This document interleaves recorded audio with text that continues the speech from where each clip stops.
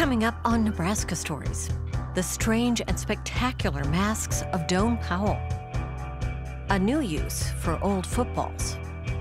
From beatboxer to vocal entrepreneur, meet Dee Wayne. And a Wilbur man shows us why he loves running for president.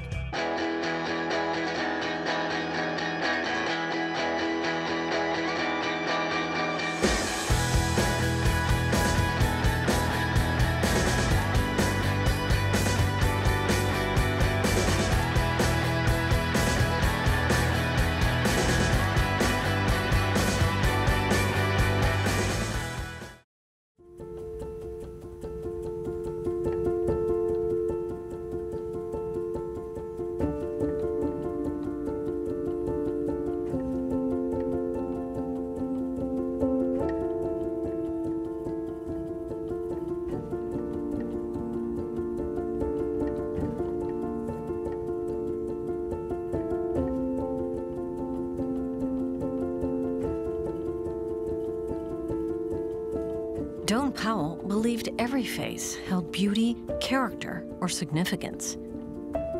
He was fascinated by the details and differences expressed in a human face, and he put those qualities into mask form. These masks were made by Doane Powell primarily in the 1930s through the 1950s. And they were really unique in the sense that they were made to be used in advertisements, in circuses, on television, in movies, theatrical productions. Good evening, ladies and gentlemen. Welcome once again to Masquerade Party. Bobby Sherwood, there he is. Powell also created masks of recognizable figures, a veritable who's who of the biggest names in politics and pop culture during these years. Many of them were household names at the time, and now are largely forgotten, a nod to the fleeting nature of fame. With an art degree from the University of Nebraska-Lincoln, the Omaha-born artist spent years as a political cartoonist. He later moved to Paris to further his studies in art before ultimately settling in New York City with his family. That's when Powell's mask making took off. A lot of people think that they're just paper mache, but he used this like laminated paper technique and just kind of really experimented. Curator Jordan Miller, who works with 3D objects, was a bit taken aback the first time she saw the masks. The thing that jumps out to me most is the fact that they are so lifelike. Every mask has their own box. You open the box, and it's like you're looking at somebody who was just beheaded because they're so real. And I think that's probably one of the things that's most striking about them. He seemed to be an eccentric artist. Then you go and see his masks, and they are super animated and exaggerated and colorful. This is another scrapbook we have in the Doane Powell collection. This one is, though, primarily of his apprentice, Carrie Hunt's career. This is a photo of Carrie and her husband, Doug. Here is Carrie with her daughter, Karen, who is the one who donated the Doane Powell collection.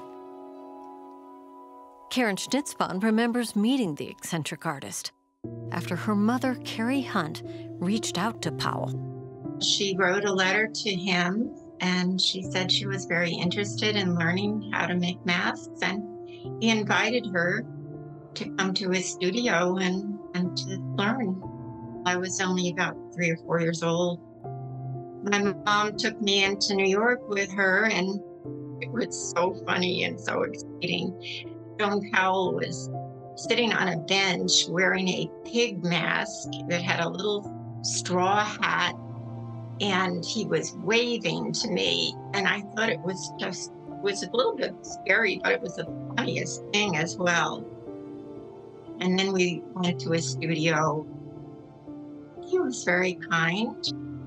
I do remember the walls were covered with masks. It was quite a place. It was memorable for sure. Both artists made hundreds of masks. Powell even wrote a book detailing his methods for making masks. When Doane Powell died in 1951, he left the collection in Hunt's care. She often talked about him and missed him very much.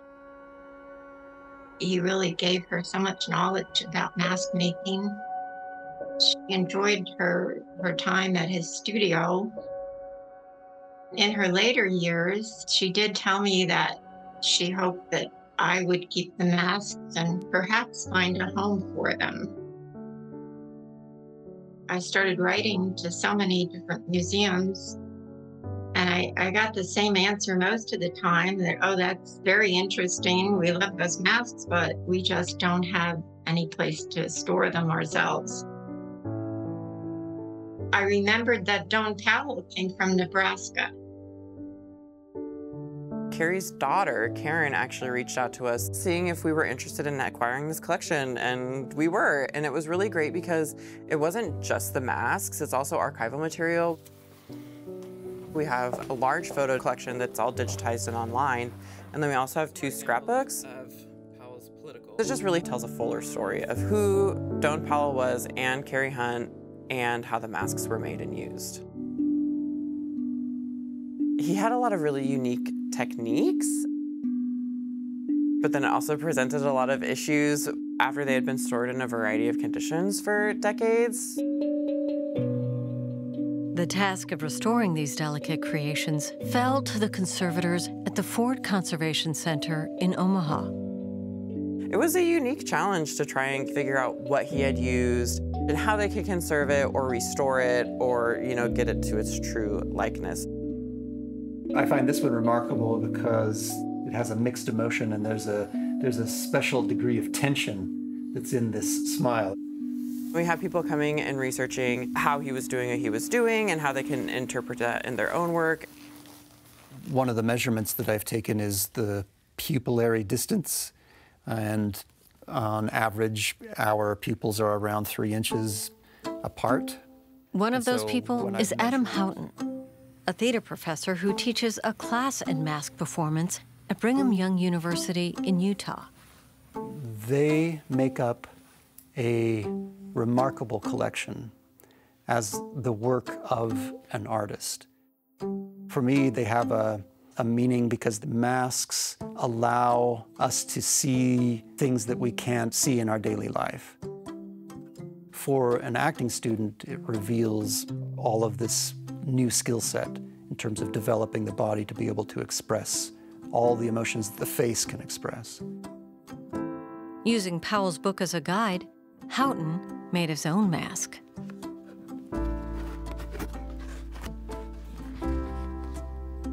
Wow, well, can I ask you a question? I can't speak with it on, but... We may never know why Doane Powell and Carrie Hunt dedicated so much of their lives to the art of mask making, a cultural tradition dating back thousands of years. It is a tool of transformation, and it links back to ancient practices and rituals, but it can also occur just in our celebratory moments when we put on masks like Halloween or dress-up parties and so on, where we then can open the door to another way of being. Doane Powell was born and raised and worked and played in Nebraska for a long time. And then he went to Paris and New York. And so these masks just tell a national story as opposed to just a Nebraska story, which makes them just even more special. My dad was a part-time magician, and my parents did magic shows, and they often used the masks along with the magic. The newspapers in New Jersey used to go wild over the masks, and sometimes we would have reporters come and do photo shoots with the masks, and this was one of my favorite things, and I do remember this. My parents and I would be wearing the masks at some sort of a public place, and people would walk by and see these faces of these masks. Some of them were the funny ones. some were the world leaders, and they would just be so startled and taken back. And then when they found out their masks, they loved it. It was great fun. For Karen, who grew up surrounded by these strange and wonderful faces, the masks carry a more personal meaning. My bedroom was on the 3rd floor of our house.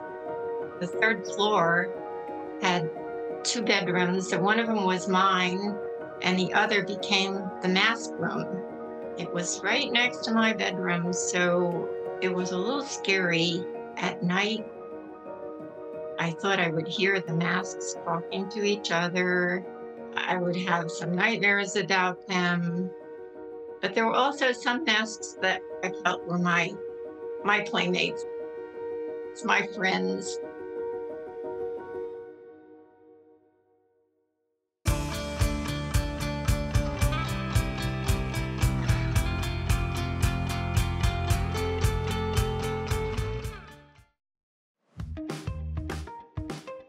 This unique ball cap with a leather patch made from a game-used football can be found all over North Platte. In the historic downtown shop, in the high school store, and on the heads of residents all around town. And although these hats are made in the city limits, the business named Hyde Park Apparel started its journey back in Texas with a childhood passion for the sport.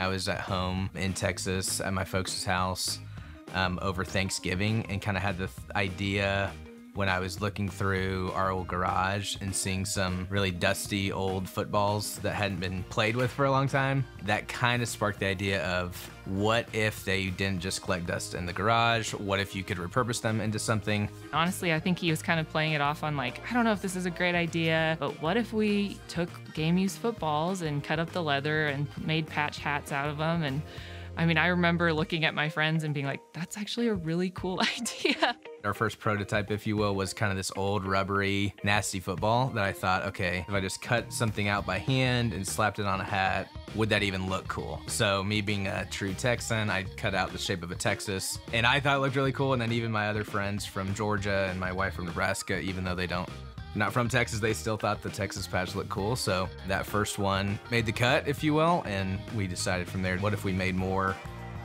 As their designs expanded, so did the business. After long days at the office, they were supporting Hyde Park Apparel late into the night. Then, in 2020, the spread of COVID-19 affected Josh's 9-to-5 in Georgia. The Spurleys decided it was time to move their family and business back to Caitlin's hometown, North Platte. The community wrapped their arms around the family business, helping Hyde Park grow even more.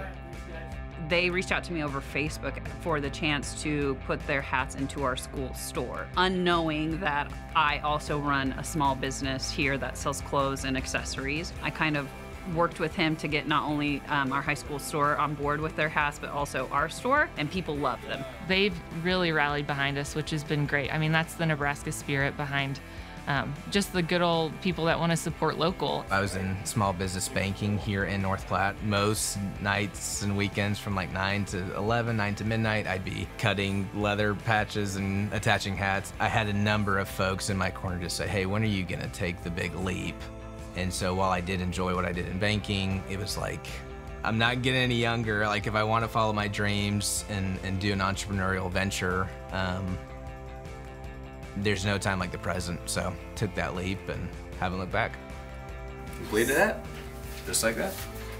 I thought when he quit his job that I was gonna stay put with my full-time position where I was for a while, because you know, you don't just both jump ship. Well, it grew fast enough where it was kind of, in my mind, I was like, he needs help. We met working together. We know the pros and cons, and we've walked through the pros and cons and the roller coaster that can be, but it's been a good thing, and I enjoy working with him. With both Josh and Caitlin working the business full-time from home, their daughters get to be a part of Hyde Park. The love for football that started in Josh's childhood now gets to be shared firsthand with kids of his own. Part of the reason we took the jump to doing this full-time was because we want to put our family first, and so with football being tied to that, it's really cool. Our 6-year-old Joy, I mean, she can play a part where she loves to put our stickers on our hats to mark our brand, and she likes to take pride in putting it on there the right way every time and that sort of deal. Our 3-year-old, I don't know if she knows a ton of what's going on a lot of times. I hope she thinks it's neat that, you know, Daddy's following his dreams and owning a family business and trying to kind of control our own destiny. On if you put in the hard work, hopefully that will pay off.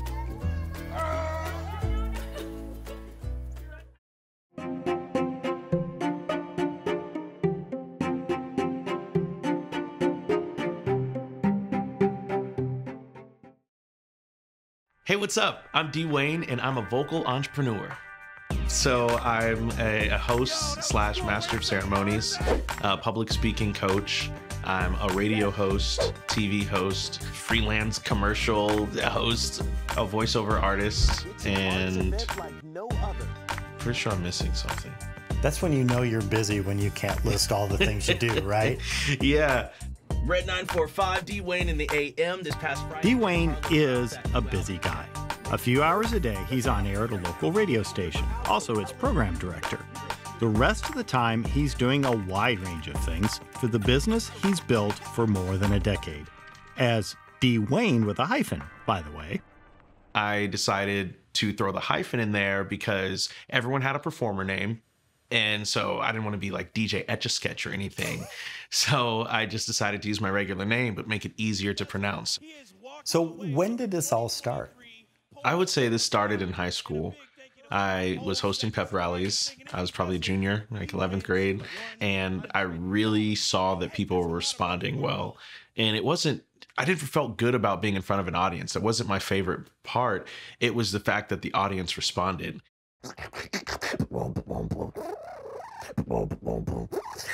Before that, there was beatboxing, something the high school freshman on the marching band drumline, with an ear for percussion and rhythm, discovered and fell in love with.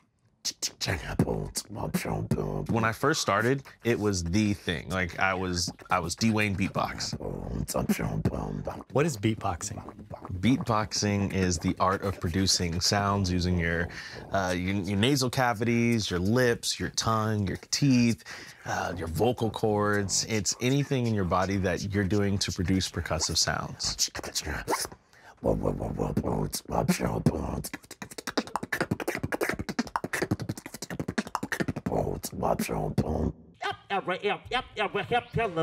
Hello, TEDx Lincoln.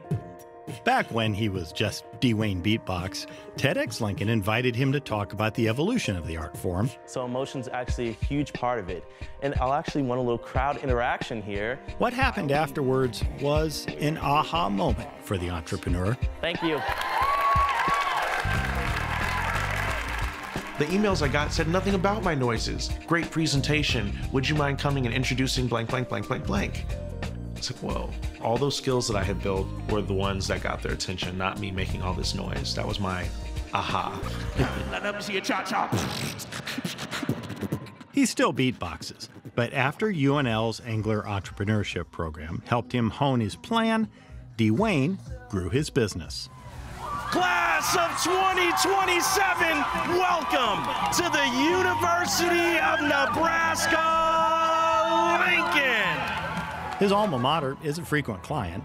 He's hosted a welcome event for new students several times. D. Wayne has been the face and voice for some memorable things during his career. Big things like Husker basketball and the College World Series.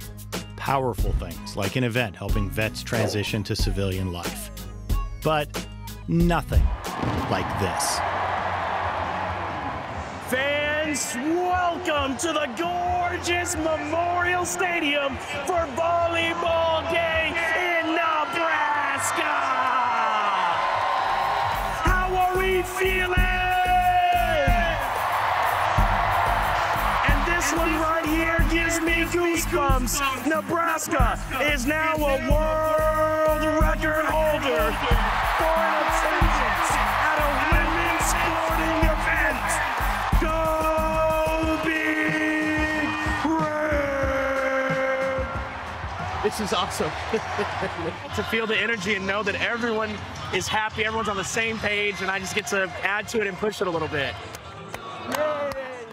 Dwayne's had offers to take an easier road, a steady job doing similar work for someone else. He's resisted that temptation. Like, this is my life's work. I think over the past probably year and a half, I've made that realization, which I've been doing it for a while. So it's wild to think that being a master of ceremonies is actually my life's work, and it feels like it.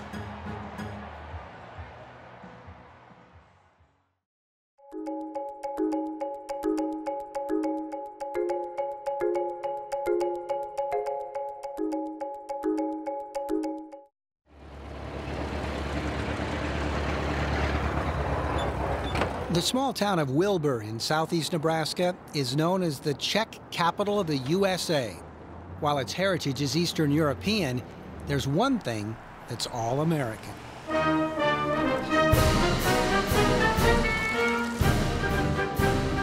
Les Vilde is a portrait of patriotism, from the star-spangled hat on his head right down to his red and white striped pants. His white beard completes the Uncle Sam look he's perfected, which is the perfect look for a politician. Yes, Les has run for President of the United States 4 times. The fact that he never wins or even gets more than a handful of votes doesn't bother him. Okay, well, I didn't get this one. Let's start. Let's come up with something new. Let's run again for the next 4 years. He's never really not running for president. Why does he do it? Because you couldn't do any worse.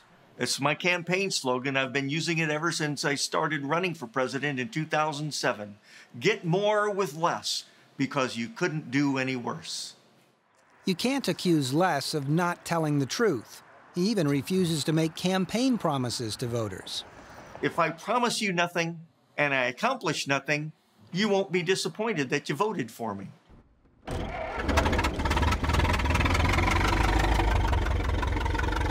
Transportation is one issue that brings attention for Les.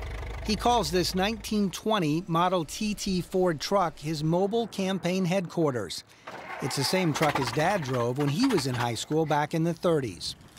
Everyone knows when this candidate pulls into town. Oh, the looks I get, oh my goodness, is more of pointing. Look at that! But I'm not sure if they're pointing at me or they're pointing at the truck. But I guess we're a group package, so it doesn't really matter. Even though Les never wins these election races, it hasn't stopped him from preparing. He knows who he wants in his presidential cabinet. Names like Jim Beam, Jack Daniels, and Johnny Walker. He also tells voters his platform is solid. It's an 8x14 made of redwood, sits off the back of my house. It's a beautiful platform.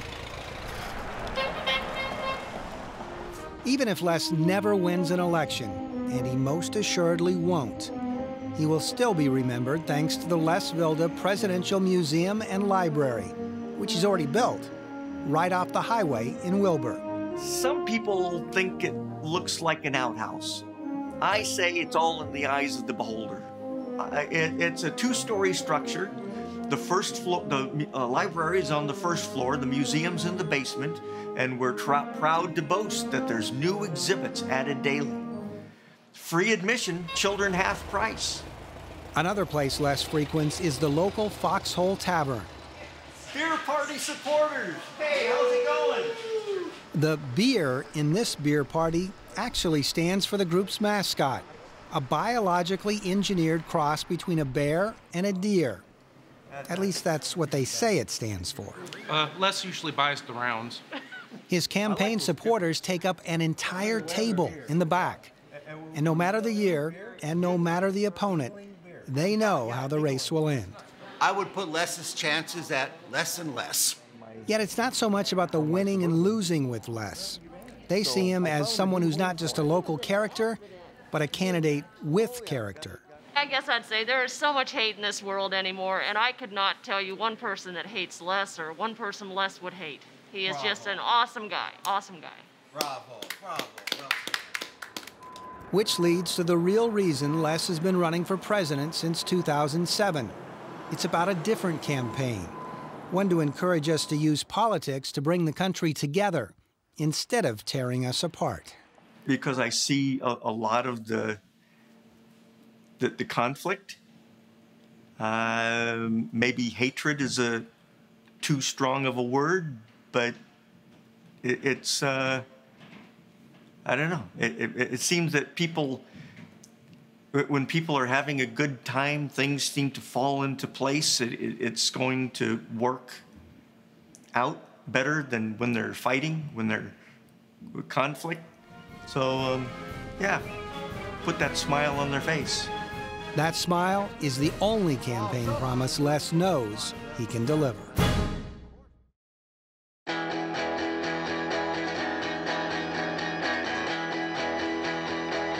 Watch more Nebraska Stories on our website, Facebook, and YouTube. Nebraska Stories is funded in part by the Margaret and Martha Thomas Foundation.